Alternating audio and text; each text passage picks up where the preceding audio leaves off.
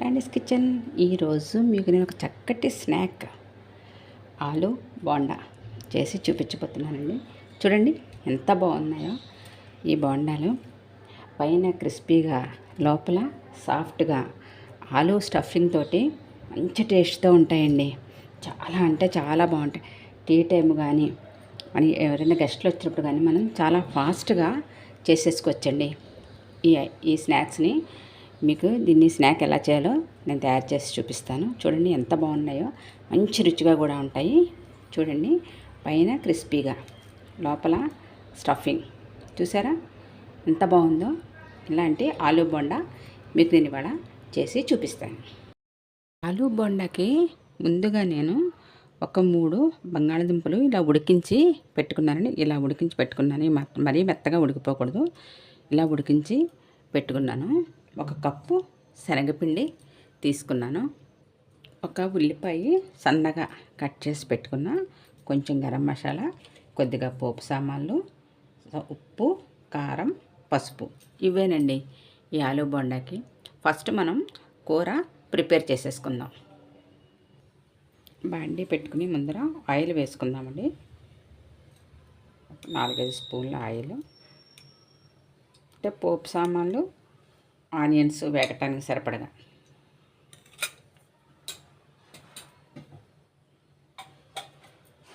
Oil heat అయిన తర్వాత కొంచెం పల్లీలండి, కొద్దిగా ఒక 4 పల్లీలు వేస్తాను, బాగుంటుంది.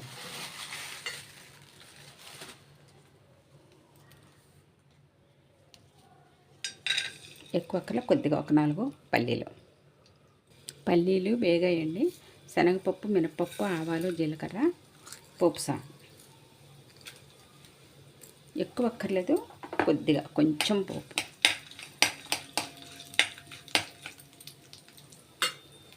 ఇది దోరగా వేగాలి. ఇప్పుడు ఆనియన్స్ వేసుకున్నాము.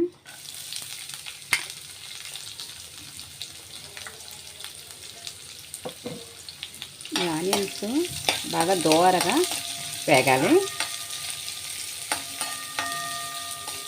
5 నిమిషాలు వీటిని దోరగా వేయించుకుందాం. ఇప్పుడు ఆనియన్స్ వేగిపోయండి. ఉప్పు, కారం, పసుపు, కొద్దిగా ఈ మాత్రం సోంపు అండి, ఎక్కువ కాదు, కొద్దిగా కొంచెం సోంపు,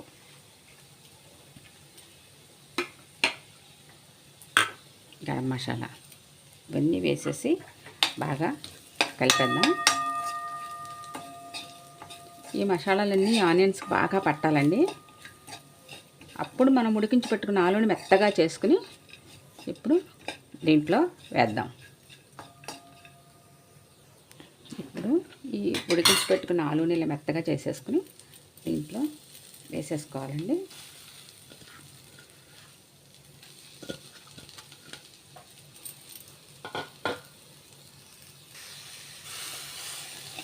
ఈ ఆలుకి కూడా ఈ మసాలా అంతా పట్టేట్లాగా మనం బాగా కలిపేసుకోవాలి. ఇలా మనం బోండాలో స్టఫింగ్ అనమాట. ఇదంతా ఈ మసాలాలన్నీ దీన్ని పడితే మనం శనగపిండిలో దీన్ని ముంచి బోండా వేసుకునేటప్పుడు బాగుంటుంది. ముక్కలు ఉంటే కనుక ఇది అవుతుంది. ఎందుకంటే మెత్తగా ఆలుని నేను చేసేసుకున్నాను. మసాలా అంతా దీన్ని పట్టేందుకు ఒక 2 నిమిషాలు దీన్ని వేయిద్దామండి. ఇప్పుడు దీంట్లో కొంచెం పుదీనా అండి, కొద్దిగా, ఎక్కువ కాదు, కొంచెం ఫ్లేవర్ కోసం. కొద్దిగా కసూరి మేతి, దీన్ని ఇలా చేసేసుకుని కొంచెం దీన్ని బాగా కలిపేసుకున్నాం. కలిపేసి స్టవ్ ఆఫ్ చేసేసి దీన్నంతా, ఈ మిశ్రమాన్ని అంతా బాగా చల్లారనివ్వాలండి. అయిపోయింది. దీన్ని బాగా చల్లారనిచ్చాక వీటిని మనం ఇందాక రెడీ చేసి పెట్టుకున్న బంగాళదుంప కూర మిశ్రమాన్ని ఇలా బాల్స్లా చేసి పెట్టేసుకోవాలండి. ఇప్పుడు స్టఫింగ్కి శనగపిండి కలుపుకుందాం. ఒక బౌల్ తీసుకుని శనగపిండి వేసుకుని దీనికి సరిపడగా సాల్ట్, ఈ స్టఫింగ్ సరిపడగా మాత్రమే కూరలో వేసేసానండి. ఈ దీనికోసం కొంచెం ఎంత సరిపడగా అంత చూసుకుని మనం జాగ్రత్తగా వేసుకోవాలి. ఎక్కువైతే మళ్ళీ ఉప్పు ఎక్కువైపోతుంది. ఈ సాల్ట్, ఈ శనగపిండి బాగా కలిపేసుకోవాలి. కొద్దిగా వామ్ వేద్దామండి, కొంచెం కొద్దిగా వాము ఇలా నలిపేసి కొంచెం వేసి ఇప్పుడు వాటర్ పోసి మనం బజ్జీల పిండి మాదిరిలాగా కలుపుకోవాలి. మరి పలచగా కాదు, మనం బజ్జీల పిండికి ఎలా కలుపుకుంటాం అలా కలుపుకోవాలన్నమాట. చూసుకుని జాగ్రత్తగా కలుపుకోవాలండి. సరిపోతే ఇంకొంచెం శనగపిండి వేసి కలుపుకోవచ్చు. కొంచెం వాటర్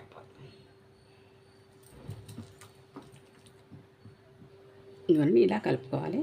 ఇలా ఉంటే సరిపోతున్నాడు. మరి పలచనైతే మనం పెట్టిన స్టఫింగ్ అంతా బయటకు వచ్చేసి మరి ముద్దలైనా బాగుంది. ఇలా సరిపడగా ఇలా కలుపుకొని ఉంచుకోవాలన్నమాట. ఇప్పుడు ఆయిల్ పెట్టుకుందాం. డీప్ ఫ్రైకి ఆయిల్ పెట్టుకున్నానండి. ఆయిల్ బాగా హీట్ అయిన తర్వాత మనం ఇవి ఈ బోండాలు వేసుకుందాము. ఆయిల్ హీట్ అయిందండి. స్టవ్ కొంచెం సిమ్లో పెట్టుకుని మనం వీటిని జాగ్రత్తగా వేసుకోవాలి. మధ్యాహ్నం స్నాక్స్లా చాలా బాగుంటాయండి. చక్కగా మన పిల్లలు ఆలు అంటే ఇష్టం కదా, మనం ఆలు కర్రీ ఇందులో వేసాం కాబట్టి పిల్లలు కూడా చాలా ఇష్టంగా తింటారు. ఏం పేజీ పట్టు స్కూల్ నుంచి వచ్చేసరికి మన స్నాక్లా పెట్టామంటే ఇది పెద్దవాళ్ళకైనా పిల్లలైనా ఎవరైనా కానీ చక్కని స్నాక్ అండి. మీరందరూ కూడా తప్పకుండా ట్రై చేయండి. జాగ్రత్తగా టర్న్ చేసుకుందామండి. రెండు వైపులా మనకి బాగా వేగాలి.